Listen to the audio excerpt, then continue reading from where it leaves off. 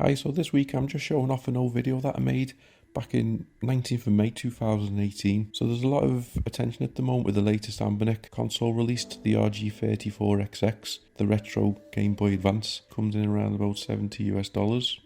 I was having a good look at it and then I realised I'd actually made something like this a long time ago, and this is the video that I'm going to show you from back then. I apologise for the quality and the unsteadiness, but I was a bit of a beginner back then and I didn't really pay a lot of attention into the quality. I was just trying to record it one-handed. So it used to boot into Emulation Station, which took a couple of minutes, but then you've got all your emulators in there so you can install what you want. Obviously it's not going to pay anything too high spec. I'd say SNES Mega Drive was pretty much its limit. You'd install whatever games you wanted onto it, and then there was the option to include box art, which I hadn't quite done at this point. All the buttons were wired up to work, so you had your A, B, X and Y. You also had your two shoulder buttons. So a little bit of gameplay again. It was quickly set up and I made the video pretty quick just to get it on YouTube, just to show it off. So if we compare the specs, mine has a 3.2-inch SPI screen. The Anbernic's got a 3.4 IPS screen. I had a 2000 mAh battery compared to the 3500 mAh battery. I've got a 1 GHz processor compared to a 1.5 GHz. 512 megabytes of RAM compared to 1 GHz of RAM. Both do Bluetooth, obviously newer version on the Anbernic. Both do Wi-Fi, just a few more options on the Anbernic, including 5 GHz. And both have an SD card slot, which is accessible on mine, and you could upload as many games as you wanted, depending on the size of the card.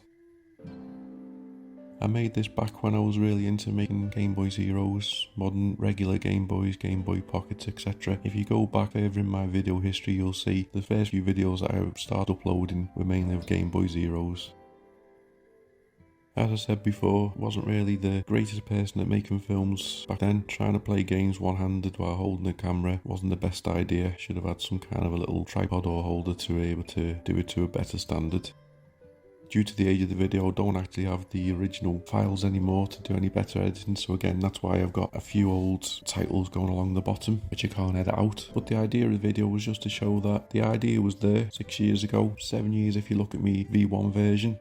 I always knew that this was one of the best handhelds out there. It was one of the best shapes, one of the comfiest to hold for a long time, and that's why I tried to do a little mod back then and max it out by putting a Pi Zero inside.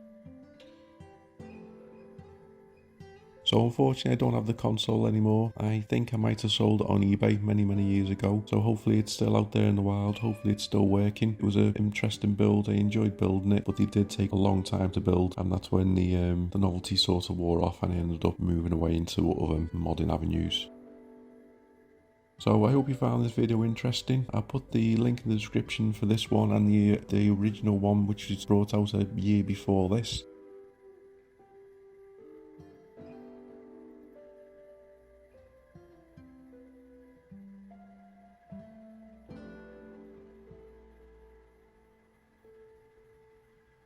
Thanks very much for watching. Please like, comment and subscribe.